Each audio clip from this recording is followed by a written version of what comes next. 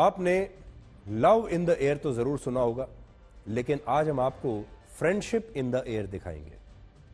यह फ्रेंडशिप है भारत के प्रधानमंत्री नरेंद्र मोदी और फ्रांस के राष्ट्रपति इमैनुअल मैक्रों की, जो एक ही विमान से पेरिस से फ्रांस के मार्से शहर पहुंचे। खास बात यह थी कि यह विमान राष्ट्रपति मैक्रों का था, जिसमें प्रधानमंत्री मोदी और राष्ट्रपति मैक्रों दोनों ही एक साथ यात्रा कर रहे थे और विमान में यात्रा करते हुए ही दोनों के बीच एक द्विपक्षीय बैठक हुई। और आज बहुत सारे लोग यही कह रहे हैं कि राष्ट्रपति मैक्रों और प्रधानमंत्री मोदी भारत और फ्रांस के रिश्तों को नई ऊंचाई पर ले गए हैं।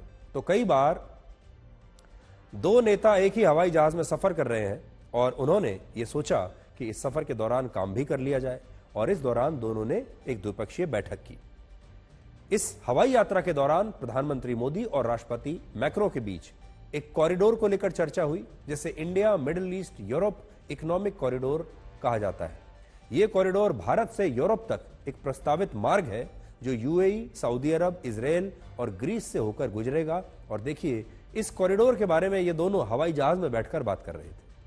इससे पहले प्रधानमंत्री मोदी ने पहले और दूसरे विश्व युद्ध में शहीद हुए भारतीय सैनिकों को वहां पर जाकर श्रद्धांजलि दी।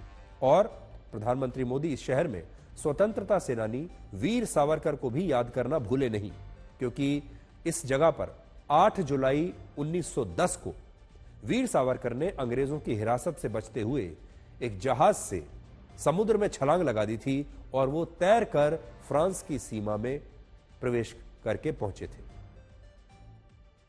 इस दौरे की एक और खास बात यह है कि फ्रांस भारत से पिनाका रॉकेट लॉन्चर खरीद सकता है, और यह भारत के लिए एक बड़ी बात है, क्योंकि हम रशिया के बाद सबसे ज्यादा हथियार फ्रांस से खरीदते हैं। लेकिन अब फ्रांस उल्टा भारत से इस तरह के पिनाका रॉकेट लॉन्चर्स खरीद सकता है, तो इससे रिश्तों में कुछ बराबरी आएगी।